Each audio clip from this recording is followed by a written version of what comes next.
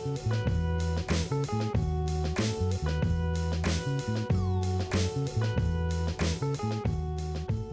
los decíamos en el comienzo del programa, estamos en días agitados en materia de discusión presupuestal, en todo lo que se está hablando sobre la enseñanza pública, sobre los recursos que de un lado dice el gobierno va a poner sobre la mesa y lo que están reclamando los sindicatos en el otro extremo. Le estamos dando la bienvenida hoy a Raquel Brusquera y a Graciela Sousa, ambas dirigentes del Sindicato de Maestros. Gracias por estar con nosotros. Gracias a ustedes. Gracias. Les digo la palabra esencialidad y ¿qué responden ustedes? ¿Cómo les cayó ese anuncio que se hizo pocos minutos después de que finalizara el Consejo de Ministros del lunes? Bueno, por un lado, ojalá la educación fuera considerada como esencial por este gobierno y por todos los gobiernos de nuestro país.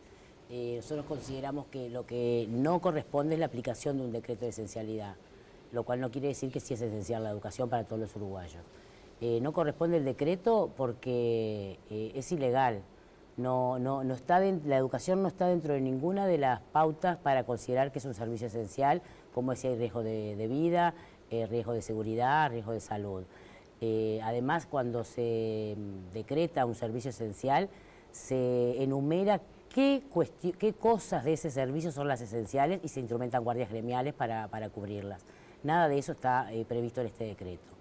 Otra de las cosas es que el presidente y otros han dicho que ponían el decreto de esencialidad porque los sindicatos habían firmado un convenio, un acuerdo y lo estábamos violando. Eso para nada es así. Lo único que había era un acta de la instancia de negociación a lo máximo que el Poder Ejecutivo había llegado a que podría brindar a los sindicatos de la enseñanza, y eso está a discusión todavía hoy de los sindicatos. Ustedes dejaron claro que era así, no estaban firmando un acuerdo, sino un acta de la reunión que se iba a llevar a discusión. Exacto, lo dice la propia acta, lo dice al comienzo, que eso es una propuesta que se lleva a discusión de los sindicatos. Entonces, los sindicatos que la han ido analizando, en el caso nuestro de ADEMO Montevideo, lo declaró totalmente insuficiente, y estas medidas de paralización son para tratar de que se volviera a instalar la instancia de negociación porque ya se había dado por finalizada. Entonces nosotros creemos que todavía se puede mejorar lo que allí está y es lo que estamos reclamando. Graciela, lo que se ha dicho por parte del gobierno es los sindicatos comenzaron con paros y con medidas cuando se estaba negociando. En realidad no se dio tiempo, prácticamente se estaban perdiendo clases semana a semana, mientras paralelamente había una mesa que estaba dialogando. Lo que pasa es que los paros, primero, los paros que hicimos este año son muy pocos en relación con otros conflictos que hemos tenido. Se está maximizando una situación que no es tan así. Después, tú, en la medida que recibís una propuesta que consideras insuficiente, respondés. Nosotros no tenemos otra medida que no sea el paro. Nosotros no podemos trabajar a reglamento, por ejemplo. Entonces, estamos limitados en ese sentido, todos los sindicatos de la educación, ¿verdad? Entonces, nosotros, para poder presionar al gobierno y mostrar que nosotros estamos decididos, queremos lo que estamos solicitando, hacemos paro. O sea, no tenemos, mientras negociamos hacemos paro, las dos cosas se dan en simultáneo, ¿verdad? ¿Por qué no se apela, muchas veces se hacía cuando se discutía el presupuesto en el Parlamento, como que había una instancia allí más de permeabilidad, poder conversar con legisladores de repente afines? El Parlamento lo vota después. O sea, en la instancia parlamentaria en los gobiernos anteriores no pudo modificar lo que venía del Ejecutivo, ¿no? El Ejecutivo, o sea, en el gobierno pasado y en el anterior, lo que mandó el Ejecutivo fue lo que votó. No había chances, decís tú, de cambiar eso. Y el gobierno tiene la mayoría en el Parlamento, además. El gobierno tiene la mayoría en el Parlamento, entonces no hubo ninguna modificación.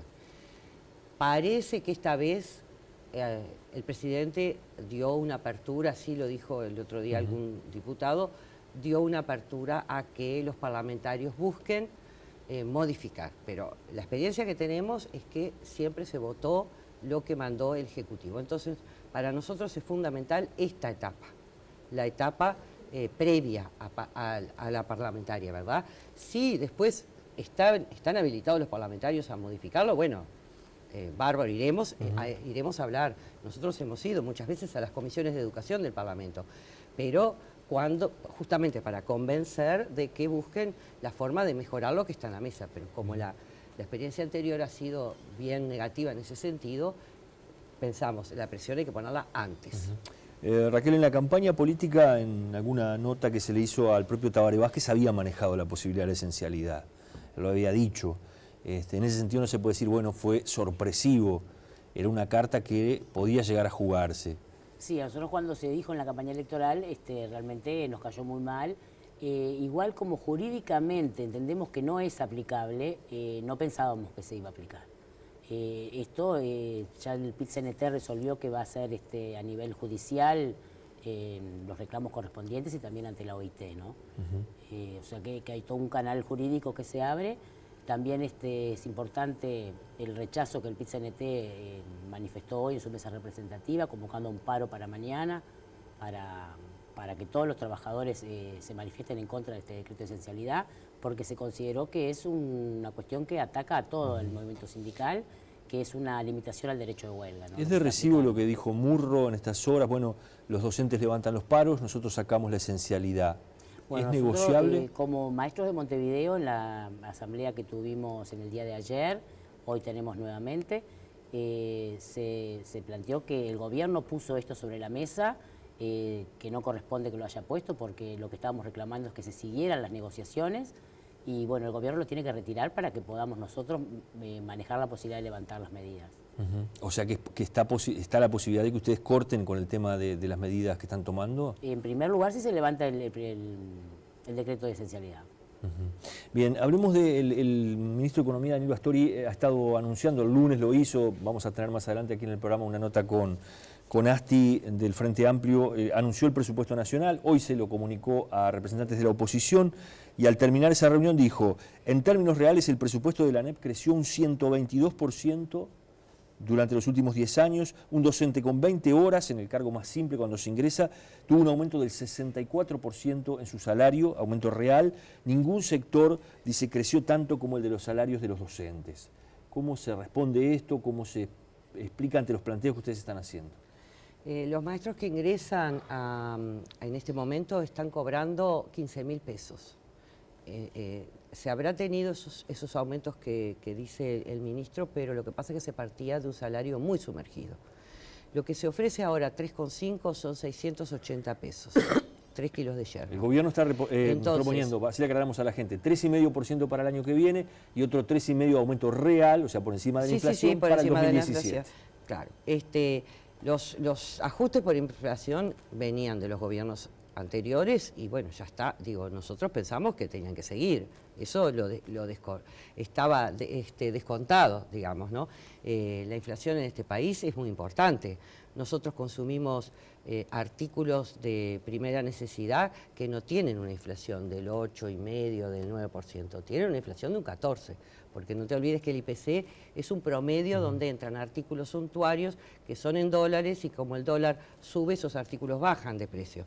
Pero nosotros lo que consumimos básicamente son todo lo que tiene que ver con alimentación y eso tiene una inflación muy superior. Tú decías, ¿cuánto calculan que será el aumento? Entonces, cuando estamos recibiendo el ajuste por IPC, igual estamos perdiendo salario. O sea, porque nuestro nivel de consumo, ya te digo, es de productos que tienen una inflación mayor, ¿no?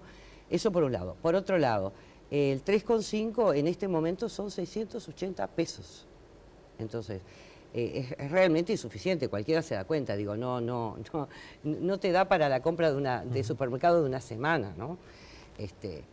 Y algo que no dije hoy cuando tú me preguntabas lo de las medidas de lucha, cuando se instalan las negociaciones con Codicen, Codicen ofrece primero un salario al digamos, teniendo en cuenta lo que son los sueldos hoy, ¿no? Para el 2020 de 30.000 pesos, ¿no?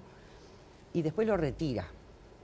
Ese salario tampoco llegaba a la media canasta familiar, que es superior, ¿verdad? Pero después lo retira y lo baja a 25. Por eso se empiezan a tomar las medidas de lucha. Después surge lo del decreto, en el convenio, la cláusula de paz, ¿no? Que es lo que motiva después los otros le paros, piden a los ¿verdad? gremios durante 2 años no tomar ningún tipo de medidas. Claro, por 680 pesos. Es muy difícil aceptar eso, ¿verdad? Los maestros nunca tuvimos en los convenios anteriores cláusula de paz. Es la primera vez que se nos presenta esto. Raquel, O sea, los docentes, ¿no? Los maestros, todos los docentes.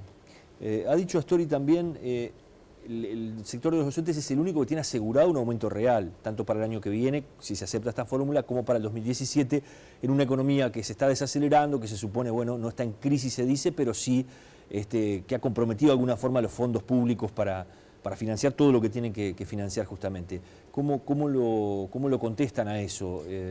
¿Por qué atender los maestros si no de repente, yo que sé, la salud, la seguridad, otros sectores que también son sensibles? Nosotros vemos que algo que el gobierno ha dicho es que prioriza la educación. Nosotros entendemos que una de las políticas educativas que se debe priorizar es la salarial. En primer lugar, para que haya más docentes, porque una crisis y un problema grave que se está pasando en este momento es la falta de docentes, falta de maestros. Se enferma una maestra y no hay quien le cubra la suplencia. Esto no es porque no haya maestros titulados, es porque están trabajando en otros lados. Entonces, la manera de que realmente vuelvan los docentes a la educación pública es pagándoles bien, es pagándoles de una manera que le permita realmente vivir de su trabajo y también las condiciones en que se trabaja. Tenemos que acordarnos que el presupuesto no es solo lo salarial, sino también todas las condiciones de edilicias, de materiales, toda una cantidad de cosas que nosotros también reclamamos que debe haber en todas las escuelas. Apoyos extra maestros de clase, otros maestros que puedan trabajar y apuntalar a los niños con dificultades, una cantidad de cosas que nosotros pensamos que deben ser financiadas también con este presupuesto. Ustedes saben que también le generan la incertidumbre a la gente, a las familias que mandan a sus hijos a la enseñanza pública, a las escuelas públicas, sobre qué va a pasar mañana, ¿no? Hay mucha gente que hoy, por ejemplo, llamaba, hay clases, no hay clases, con esto de la esencialidad se arrancan las clases, hay gente que está llevando a sus hijos en escuelas que tienen las puertas abiertas y de repente hay algún grupito de docentes que está trabajando para que puedan comer y quedarse en las escuelas de tiempo completo. Sí, nosotros todo se valora, estamos teniendo asambleas todos los días donde se va valorando lo que va pasando y por eso los paros se van resolviendo de un día para el otro. Sin embargo, nosotros teníamos aprobado un paro miércoles, jueves y viernes. Lo que se está haciendo ahora es tener asambleas todos los días por si surge alguna novedad que se pueda valorar y que permita levantar la medida ya votada, ¿no? Graciela, ¿cuánto pierde un maestro con todos estos paros? Porque está perdiendo días de Claro, sí, a nosotros nos descuentan todos los paros, siempre nos descontaron todos los paros. Lo que se puede negociar después y se busca negociar es que no sean todos juntos, ¿no? Pero siempre nos descontaron todos los paros. Y cuánto pierde depende del grado y depende de la antigüedad. Bueno, el grado tiene que ver con la antigüedad, pero también depende si es maestro de aula, si es director, si es inspector. Es diferente, ¿no? Pero se pierde, sí se pierde. Y si trabajan dos escuelas públicas, también se pierde más. Me gustaría conversar con las dos, que no sé cuántos años tienen de magisterio encima. ¿Cuánto hace que dan clase? Yo 34 años. 34 años dando clase. 27. 27. ¿Hay un cambio de cultura o de formación en los docentes? Yo veía, por ejemplo, estos días por 18 de julio, muchas maestras jóvenes saltando, gritando, incluso con consignas a veces subidas un poco de tono contra el gobierno.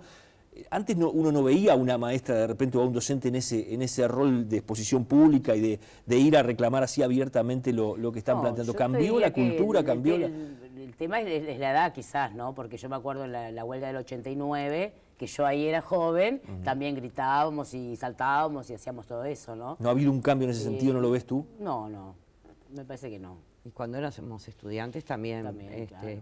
militábamos y yo qué sé. Hacíamos otras cosas,